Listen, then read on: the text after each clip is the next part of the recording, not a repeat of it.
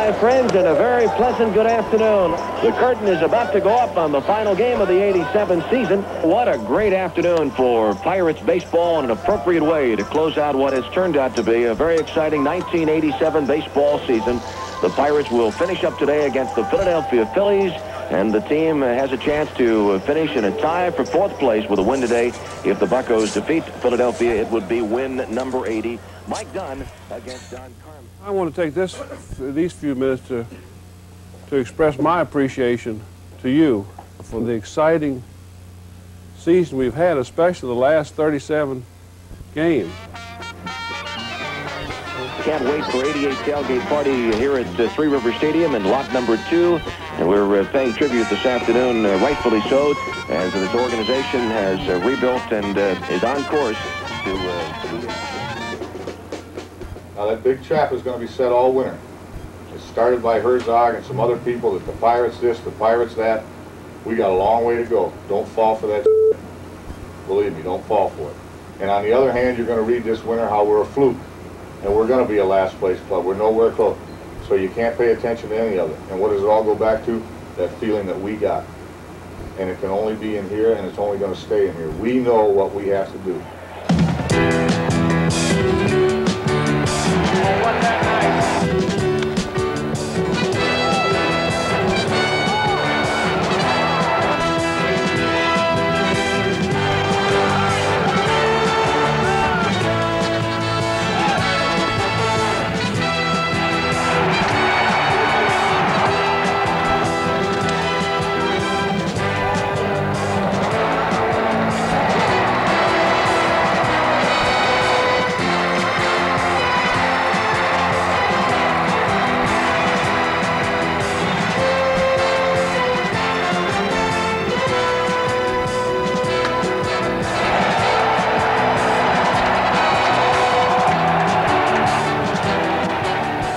For the Pittsburgh Pirates, the final contest of 1987 was a capsule of the last 38 games, as the team catapulted from 6th place in the National League East to a tie for 4th in just 2 weeks.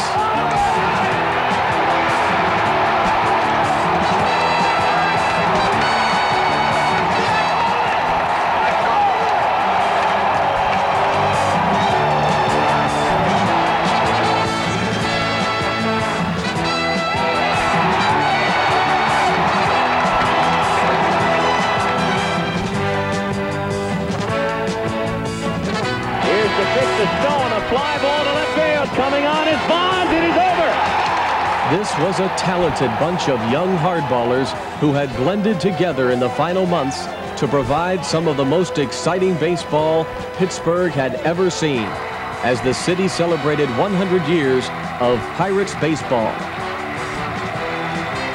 It was a remarkable turnaround from just 2 years before, when the team was on the brink of complete collapse. It was the turn of the century.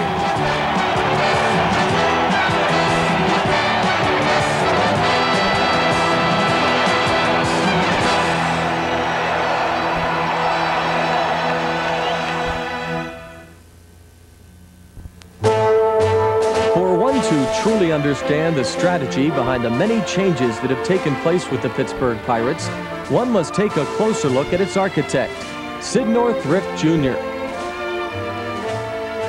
Thrift's baseball roots date back to his years in scouting and development, which led him to the Kansas City Royals, where in 1969, while serving as the club's Eastern Scouting Director and head of special assignments, he was named the director of the renowned Royals Baseball Academy. The Academy was an experimental program designed to refine raw baseball talent and to speed up the development of players by applying scientific studies to the game. 14 Major League players graduated from the school, but after just 4 years, the Academy closed its doors, partly for financial reasons, but more likely because with the advent of free agency, baseball was moving away from development. In 1976, because of the new basic agreement at that time, it was very evident to me that there was a trend going away from player development to player procurement on a high level. And I kind of felt like George Patton must have felt when they had no war. Players' salaries soared. Teams tried to buy pennants with little success. Many high-priced free agents failed to meet expectations, and some clubs, including the Pirates, compromised their minor league systems. And that was one of my real reasons for coming back into baseball, because I felt like now player procurement and player development is going to be at the highest demand by all ownership. In the winter of '85, Thrift returned to the organization where he had spent many years as a scout, helping build some of the great Pirate teams of the '70s. Now, as the Pirates' new general manager, Thrift faced his biggest challenge ever. Step number one had to be reestablishing a scouting system that is really functional and first class, and went back to our own basic fundamental ways of doing things. And aside from being able to have better reporting systems on the evaluation process of the player, we went into the intangible things, and I required the scouts to spend more time finding about the personalities and the makeup of players. First selection this year goes to Pittsburgh. Pittsburgh selection is Jeffrey Wayne King. King, K-I-N-G, shortstop, third baseman, University of Arkansas. Baseball's June free agent draft is the opportunity for a scouting department to shine. It can make or break a team's future. When you are fortunate or unfortunate enough to draft in the first or second pick in the country, you have to make certain that you don't make a mistake, that you really get the first or second pick. Well, that'll also enable you to get the first or second pick on the second round, so you really should get two outstanding players if you've done your homework, and we know in 1987 we did exactly that. In '87, outfielder Mark Merchant and first baseman Ben Shelton were the Pirates' first two picks. But Thrift believes each draft pick must be handled with the greatest of care to fine-tune a player's natural abilities. It's sort of like polishing silver. You know, first silver is a very ugly ore, but with the intense heat and all the process that takes place, it turns out to be a beautiful, shiny substance, and that's sort of like the process of a baseball player. That process was taking shape throughout the Pirates minor league system in '87 as each team finished at or above 500 and 3 teams reached the playoffs, both firsts in Pirates history. The Salem Buccaneers won the pennant in the Class A Carolina League, and the AA Harrisburg Senators were the Eastern League champions, and their rookie skipper Dave Tremblay was named Baseball America's Minor League Manager of the Year.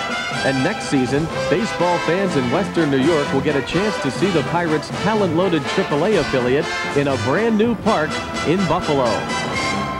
And the only way that we can really put the finishing touches on this product is through player development.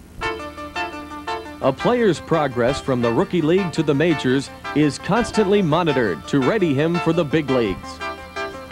Now, down at Salem. Salem, this is exciting. Salem stood a doubleheader with Durham. Jeff King had 4 for 5 in the first game with 3 RBIs, 2 home runs. Every day, at the conclusion of every game, the manager of the team calls in, reports on the team in its entirety. We have a computer printout on both teams, the team that we played against and our team. So we have a very thorough, detailed analysis of each day of every game. Instruction and evaluation are a constant with Thrift, his manager and coaches, as they appraise, diagnose, and work with players on all phases of the game. His hands are creeping when he takes the ball. You look at a guy take the ball, and you can tell whether he's going to hit or not. He ain't ready to hit. In other words, his hands are creeping. Watch his hands. Just watch his hands. Don't watch anything else. Watch his hands. See that? See those hands? See the hands drop and go in? He can't hit. The only thing he can hit right now is some mediocre off-speed stuff. Because what happens, he's so predominant, his top hand, he swings across himself. He swings across the ball. You know, instead of through the ball, like you say, swing through the ball. You go through the ball, he swings across the ball. He's stiff in here. That's all it is. It's nothing else you do wrong. Nothing. That one little thing. It's a collapse. It's a habit. If you stop that, I will guarantee you get to 300. Thrift cares about each player throughout the organization. His goal is to make them not only better players, but better people. He has put in place such programs as visualization, video analysis, and a year-round conditioning and training program. Continuous on-field instruction is also stressed, from the two-strike approach to disciplined hitting to the proper methods of base running. All aspects of the game are emphasized. And I came to you today just to express to you my appreciation as a fan, and I have that right to be a fan of yours because I root for you. I spend hours trying to figure out how to make every player here. The coaches know it, the manager knows it, everyone associated knows it, so we're all on the same wavelengths. Sid Thrift is providing the best possible environment for each player to reach his maximum potential. This guy here has got so much power, and if you throw that ball in his zone, he can hit a ball as hard as anybody in baseball. And great strides have been made, but there's still a long way to go. In Thrift's words, the hard part is never over when you're striving for perfection. After the blockbuster deal that sent Tony Pena to the Cardinals, we sent John Steigerwald to Florida to find him and in turn show us what Tony Pena looks like in that St. Louis uniform. Doesn't look right, does it? Tony Pena was one of those guys you thought belonged in a Pirate uniform. On April Fool's Day 1987, it was no joke when Tony Pena was traded. Pirate fans had lost one of their favorite players, and they knew little about Andy Van Slyke and even less about Mike LaValliere and Mike Dunn. But by season's end, they would know plenty. He may not have been the biggest name in the deal, but his stocky build reminded Pirate fans of a famous Buck backstop named Smokey Burgess. Mike Spanky LaValliere earned a name for himself in '87 as he quietly hit 300 while catching in over 100 games. Winner goes to the pitch, swung and a miss, the throw to second, it's there! LaValliere guns him down. LaValliere with a great release, and he got it right there. His lightning-quick release caught many would-be base stealers dead in their tracks as LaValliere earned himself a 1987 Gold Glove Award. After the trade, I wasn't really, sure how the fan reaction would be towards me. I realized that Tony Pena was, he was great for Pittsburgh. People loved him here, and it's something that whenever I did come over, I tried not to worry about. I just had to worry about being Mike LaValliere and doing the best I could for the Pittsburgh Pirates and the city. A spot in the starting rotation is what Thrift was looking for from the sleeper in the Pena deal. A member of the '84 U.S. Olympic baseball team, young right-hander Mike Dunn turned in a gold medal season. He started the year in AAA, but on June 1st was recalled by the Pirates and burst onto the major league scene. I don't think I'm a power pitcher. The ball sinks a lot. It moves down. I get a lot of ground balls. I like to use the whole field to get outs. Depend on my defense a lot, and just depend on my movement and changing his speeds to get the guys out. And he strikes out Von Hayes. Again, that sinker really working well. The Iceman went 13-6 with a cool 3.03 ERA, second best in the league, and at season's end was named the National League's Rookie Pitcher of the Year.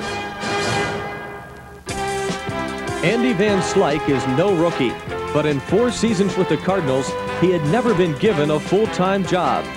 The Bucks put Van Slyke to work. Tim Wallach hits one up the middle. Van Slyke is charging. Nice catch. When I went to the World Series in '85, I wasn't really a main ingredient in that ball club with St. Louis. I feel like maybe I'm one of the corners of the puzzle that can make it complete here, and that's very important to me. I've always wanted to play every day and do well, and I did have a pretty solid year this year and had a lot of fun doing it. Van Slyke finished the season with 21 homers and 82 RBIs and added 34 stolen bases.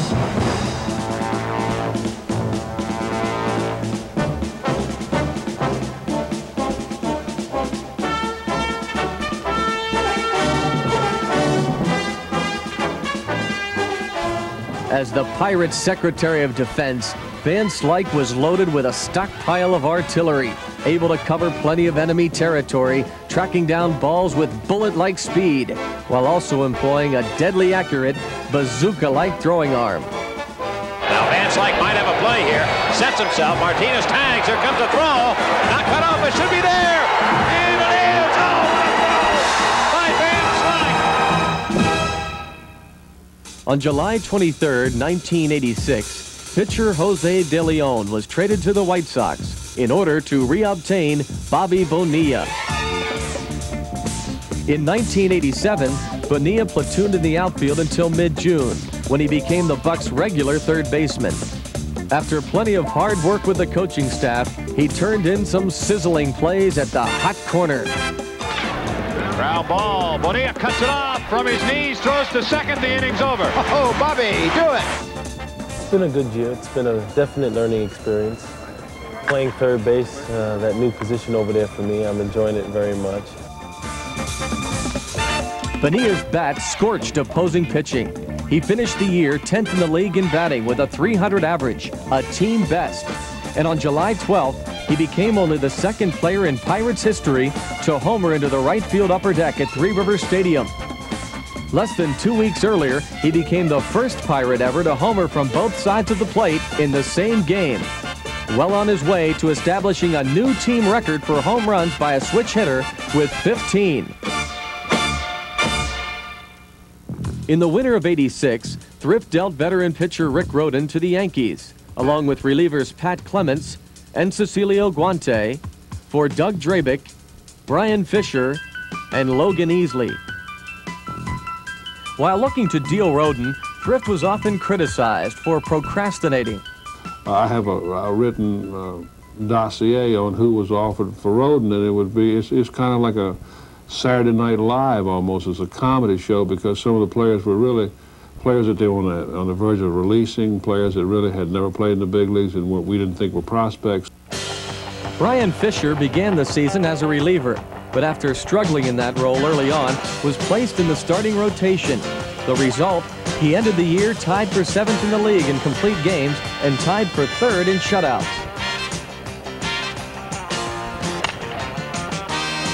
He led the Pirates pitching staff in another category, the long ball. Pitcher swings away, sends that one deep to left field. Back on it, Daniel, way back. Taylor goodbye. Brian Fisher just hammers one, and the Pirates scored 3 more, and they lead 4-0. Now, buy Sam a drink and get his dog one too. Dog days were what Doug Drabick went through the first half of '87. Hampered by a pulled hamstring in late April, Drabick was struggling at 1-8, but the Bucs stuck with him. You know, I was going bad, and a lot of places I would have been sent down, but they stuck with me. They kept giving me the ball, and I learned a lot from that. Fans were great, the team's great, and I'm very happy being here. And the Pirates were happy to have him there. After the All-Star break, he turned it on to go 10-4, and in August was a perfect 5-0 to capture the National League Pitcher of the Month award. The trade with the Yankees gained Sid Thrift instant respect among his peers. Now they seemed anxious to talk cautiously to the crafty GM. We know that probably down the road we should think about adding a pitcher, and I'm sure we'll be coming talking to you. And everybody's been talking to me. I try to find out really what everyone's talking about. Sometimes it's very difficult to do. And I'll be very candid with you. There's certain teams here that all I do is be very nice and hospitable and speak to the general managers or the manager, because I know they're not going to do anything. But when discussions do start to happen, well, the trade possibilities are endless. What's that bird's name you got, the parrot? Yeah, the parrot. I'll take the parrot. I'll trade the parrot for the chicken. You got a deal. You got it. That was easy. I got the high salary. I don't think you can have them. The '87 Pirates were coming together like a jigsaw puzzle, but it wasn't complete. The first key piece was John Cangelosi, the player to be named later from the White Sox for pitcher Jim Wynn. The Pirates were in need of a spark, What they got was a 5'8" stick of dynamite, a jackrabbit in spikes.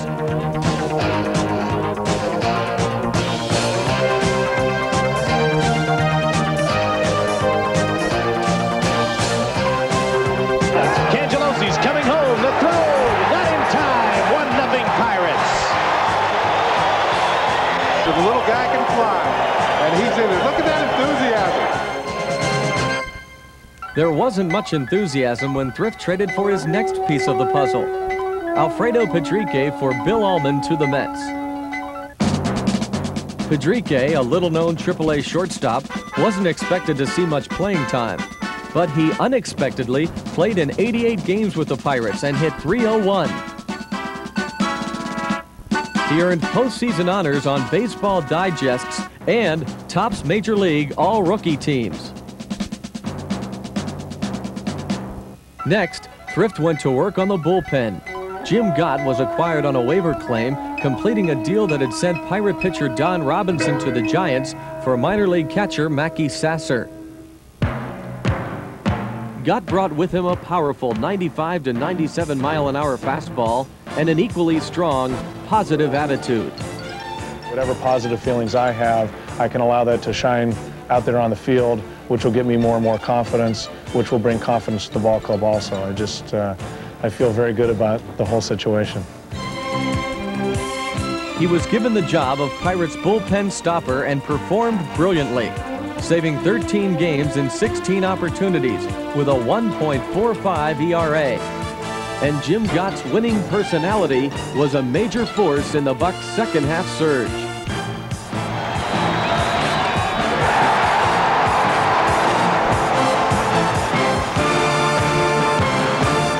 The Tigers' Darnell Coles came to Pittsburgh in early August for third baseman Jim Morrison, and Coles fit in nicely.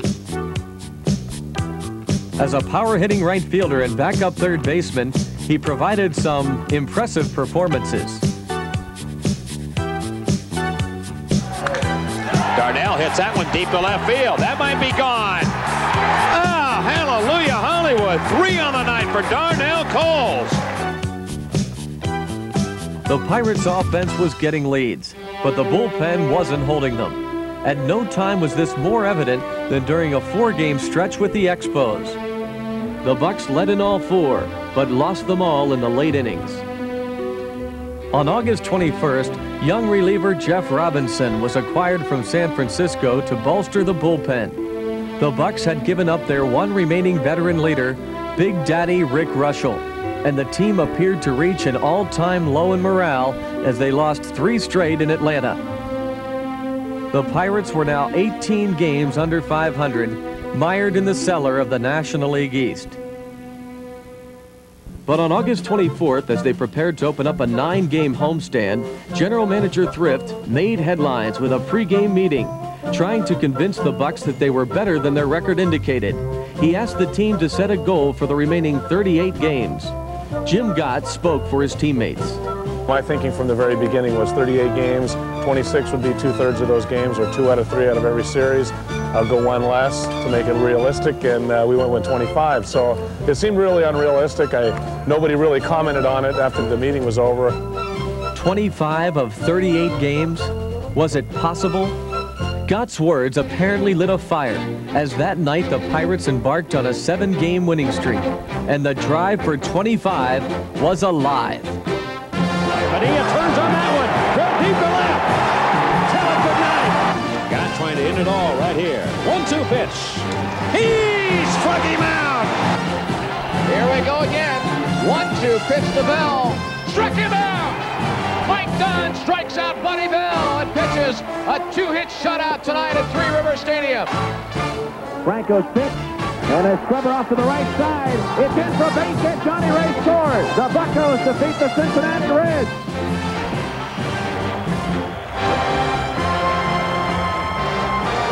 Strikeout ends the ball game, and Jim Gott closes it down. The Pirates have won 4 straight. It takes a different sort of individual to work out of the bullpen. After all, you never know when or even if you'll get the call. Uh-oh.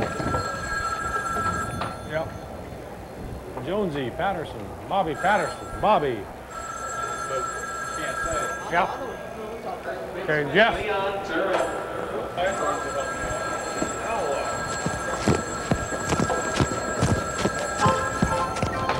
Yeah. Holy cow. They must be doing a jigsaw puzzle or something up there. Not paying attention to the game. And that's when people get hurt, ladies and gentlemen. They have a knack of being able to talk about something entirely different from baseball and yet watch what's going on the field and have their mind tuned right in.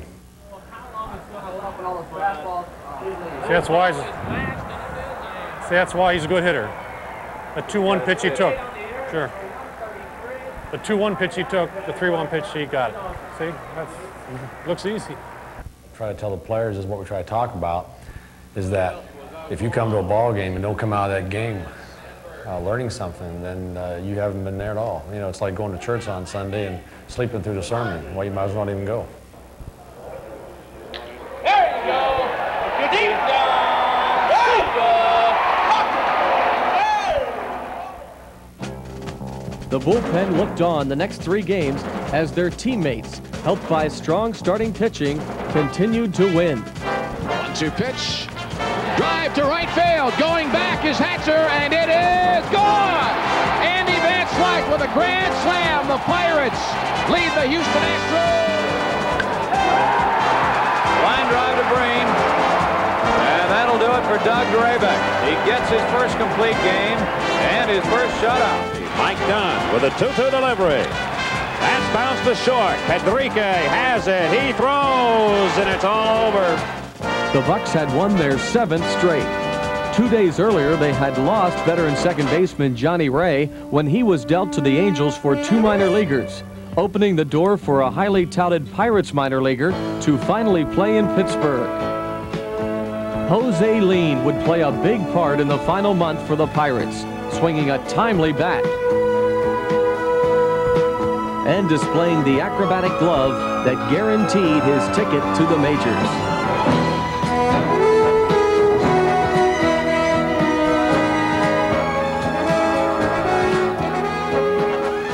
Jose Lean, the final piece of the puzzle in 1987.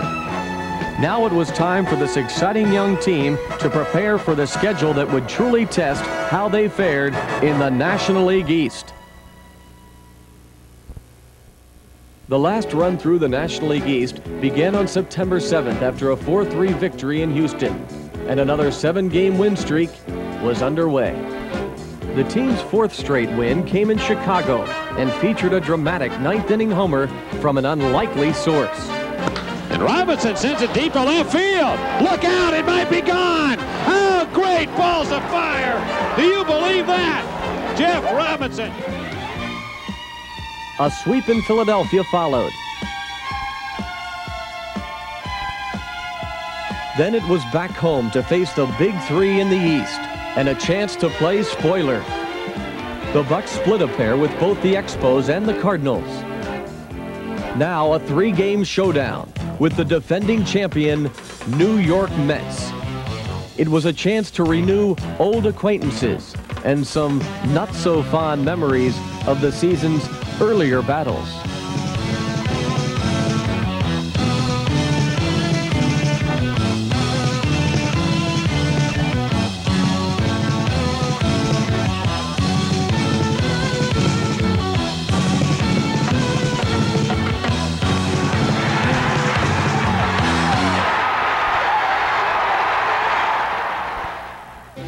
In the previous 12 encounters, the Mets had taken 9 from Pittsburgh. But in this crucial 3-game shootout, they faced a more talented, hungrier group of youngsters. In Game 1, the Mets drew first blood, with 3 in the first. When the Bucks came to bat, they ambushed a former Pirate with a taste of some down-home cooking. Cangelosi goes after the first pitch and a drive. Deep left center field. Go ball. Get out of here. It's gone. Welcome back to the National League, John Candelaria. 2-0 pitch. Ortiz base hit right field. Harper scores. Here comes Cole. He will score. The Pirates score 4 times. times in the bottom of the first inning. They dueled back and forth until the Bucks took the lead for good, 10-8 in the 7th, setting the stage for a nail-biting ninth. 3 balls, 2 strikes, 1 out, runner going. The pitch called, strike 3, throw to second base. Double play! Ball game's over. What a great ending to a great night of Pirate baseball. Game 2 saw the Bucks hold a 3-0 lead until a 5-run Met 5th and a game-winning Keith Hernandez grand slam. The finale was a classic. The Mets held a seemingly insurmountable 6-2 lead in the 6th when Darnell Coles came to the plate with his pistols packed. Here's the 2-2 pitch. Breaking ball hit down the left side. Stay fair. Stay fair. Fair ball. Grand slam. Tie game.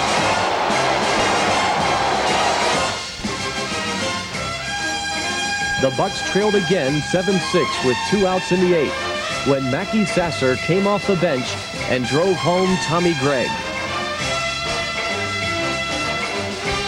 In the 12th, the Mets scored to take the lead, but again, the battling Bucks wouldn't die. Here's the pitch, and a fly ball left center field. Wilson misjudged, and now he comes on and falls in. Base hit, the Pirates tie the game. Bottom of the 14th, Barry Bonds at third, 1 out.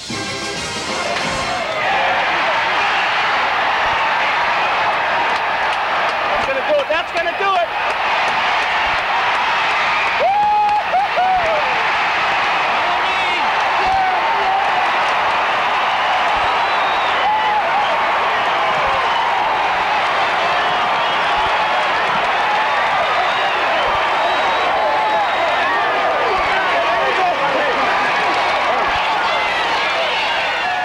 And the Pirates rode off with 2 of 3. But no rest for the weary. Time to say goodbye to their families, leaving loved ones behind. Last one, Trevor. Last one. Bye. The Pirates were off on another road trip. First stop, Montreal, and a 2-game split at Olympic Stadium. Time to pack the bags again. And off to St. Louis for a pair with the Cards. And we welcome you to Busch Stadium in St. Louis, where tonight the Pittsburgh Pirates will battle division-leading St. Louis Cardinals. Hi, Felix, get it going right off the bat. Come on. Hey, stay with it, Felix. Strike 3 call. Borderline. Felix. The guy behind the plate now, he's real kind of tough, so just don't let him get upset because he'll nail you a little bit, you know. Oh, boy. Good pitch. Yeah. That's it. Good. See what I mean? That should be a lesson for you right there. Take that as a lesson. You know what I mean, Barry? There's a team in a pennant race, boy. I don't know what's going to happen tonight, but there's a catalyst like he is. You cannot get thrown out.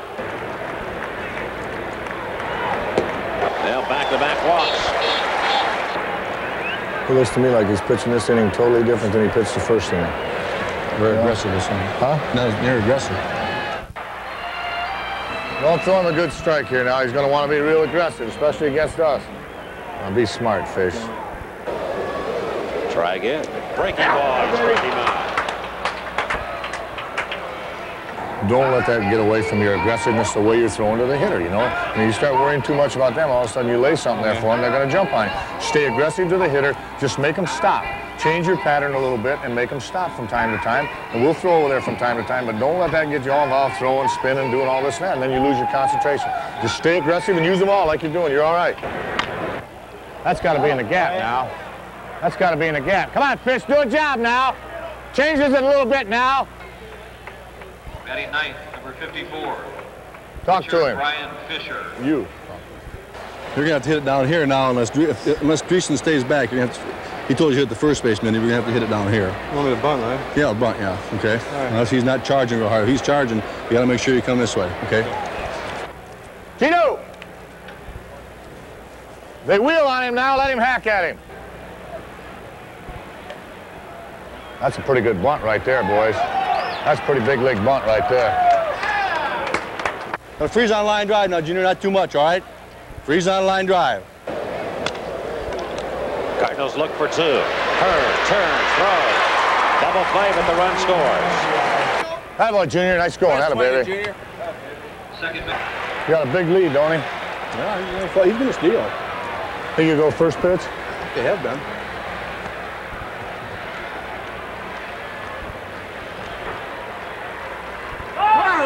Come on! Yeah! That boy, Junior, that a baby. Yes, sir, that a way to come out of there. Nice going, that a boy. Sharply down the right field line. That might get in for 2. Van Slyke turns. He's on his way to second. Come on, Slick, come on, come on. Go for 3. He is. Here comes the... Right there, Andy, right there. And a triple for Andy Van Slyke. Steal it. No, high chopper you want you to go on, unless I tell you different, okay? Okay, that'll do. That'll do. That way, Andy. That way, Andy. Hey, good hustle, baby. That way. That way, Andy. That way to hustle. Nice going. The Bucks added a big insurance run on the top of the 9th. Guess who's going to close it out? Second baseman lean. That's it. It's all over. That's that. That's the way to stay aggressive and go after him. That's a hell of a job, buddy. Outstanding, Junior. James. Yes, sir, Chico. Yes, sir, boys. That's championship stuff right there. Nice going, boy. That way. Nice going. That's good stuff, boys. That's championship stuff right there. Nice going. Hey, let's get him one more time. Make it interesting. Come on.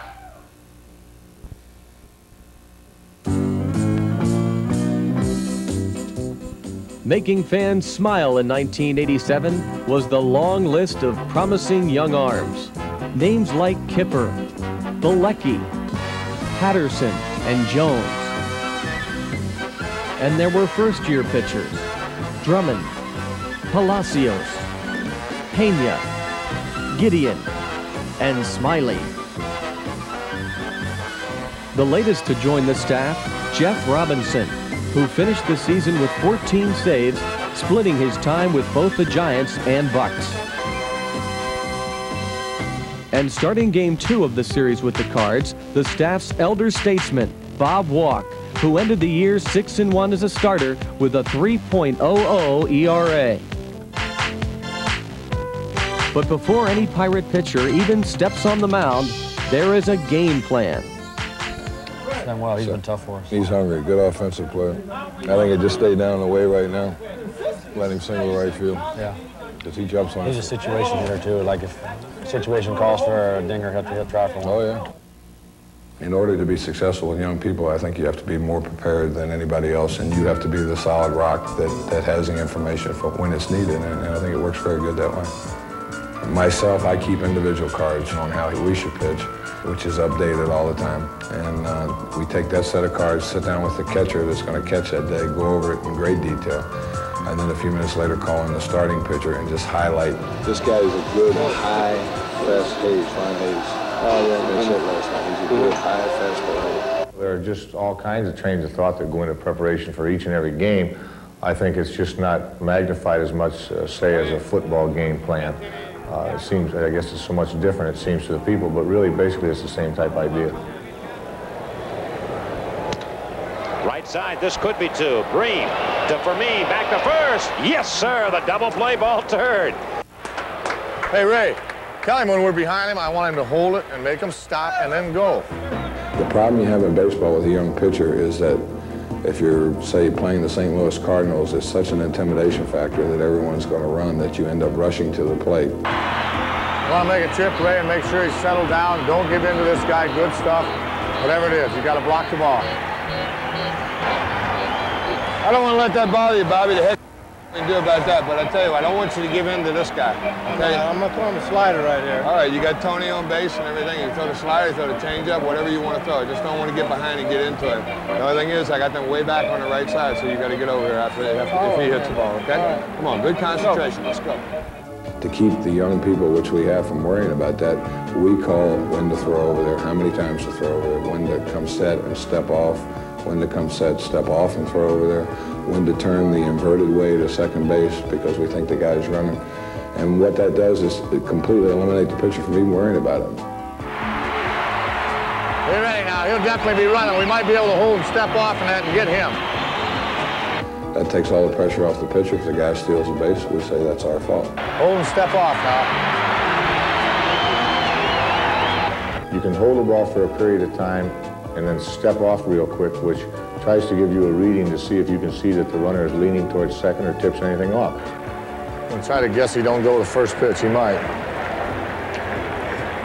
He's definitely going to run.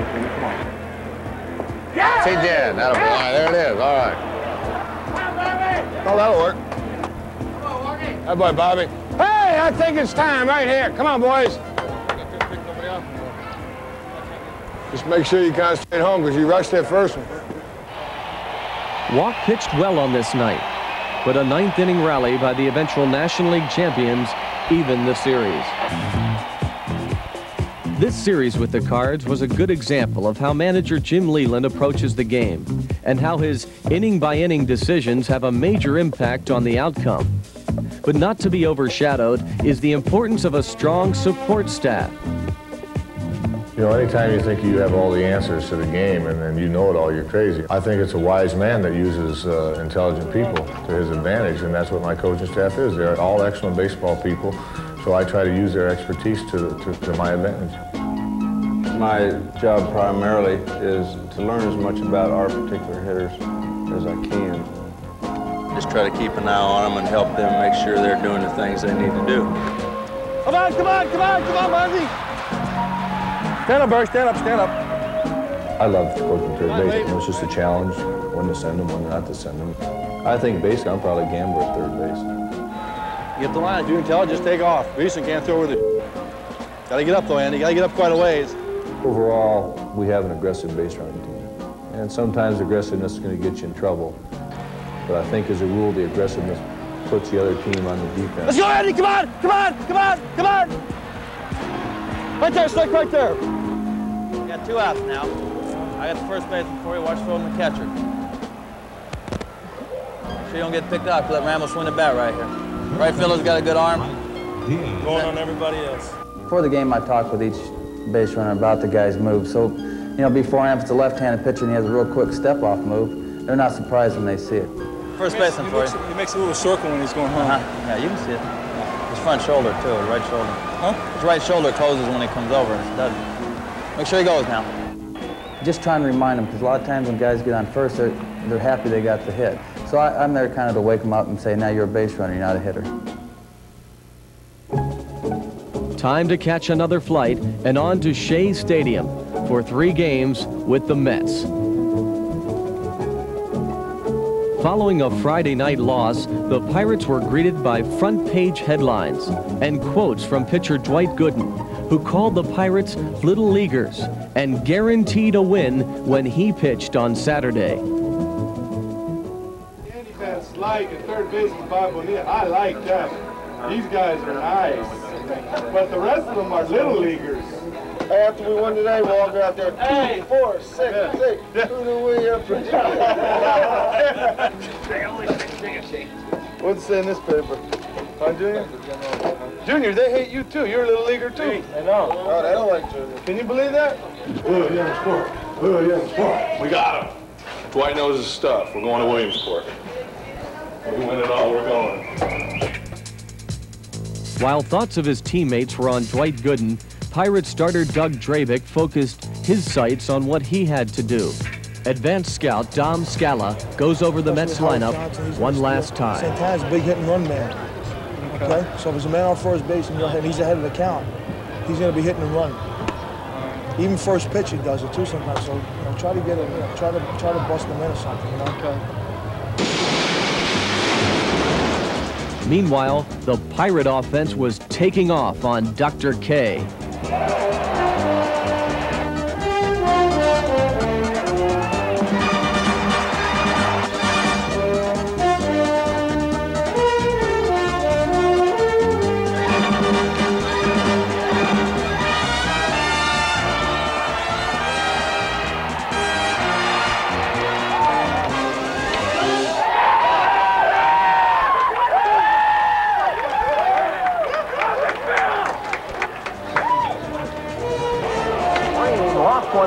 center field. Gerald Strawberry and Lenny Dykstra converge. Strawberry makes the catch on the track. Bonilla heading for third, making the turn. He's going to score. Bobby Bonilla.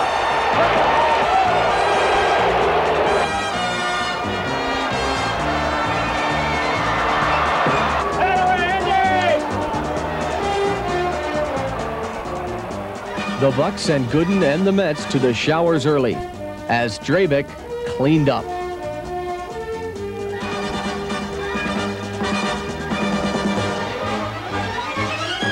And with some help from the bullpen, the Bucks quieted the Mets 8-2. Go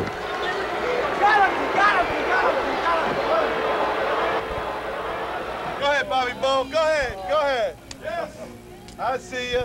Little League getting ready. Woo! Smiles. Yeah. All right.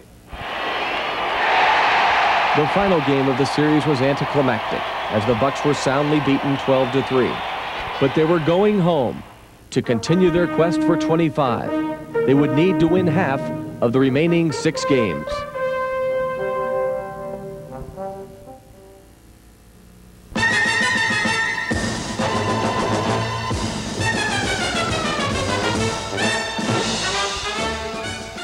Three Rivers Stadium, home sweet home to the Pittsburgh Pirates. The Pirates drew more fans in 1987 than they had in the previous 4 years. Yes, Bucko fans enjoyed their baseball in 1987, where at Three Rivers, the Pirates had their best home record since 1980. But as well as they performed on the field, they did an even better job off the field. Yeah, that's right. He's in there. Who was that? Look at that. Who is that? I told you about this big part.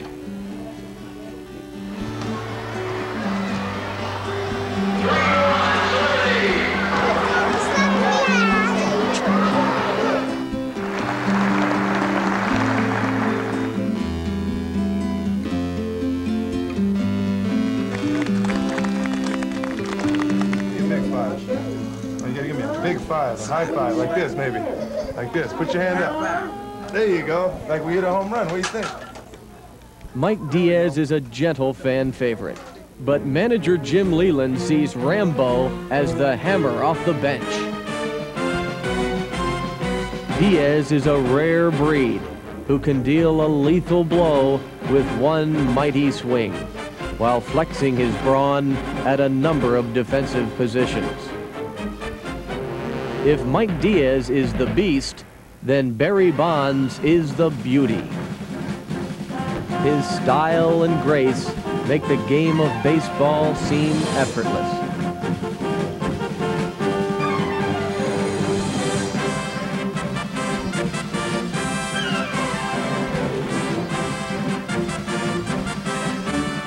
But don't think that this 23-year-old three-year pro is frail. Barry Bonds can stand up to the biggest of bullies. In 1987, Barry Bonds led his teammates in homers and runs scored. Sid Bream saw little elation during the mid-part of his season. Frustration was more in order as Sid suffered through the dreaded slump. But El Cid refused to quit. And in his last 21 games, he drove in 16 runs, helping return him to his early season form. R.J. Reynolds set a personal season high with 51 RBIs in '87. Reynolds unselfishly played both left and right whenever called upon, always there to make the big catch. Catching was a bright spot for the Bucks in '87. Junior Ortiz complimented Mike LaValliere to form a perfect 1-2 punch behind the plate. Junior gave his teammates a lift with his wit and humor, helping this young Buck team discover that baseball was fun. Rambo meets Smurf.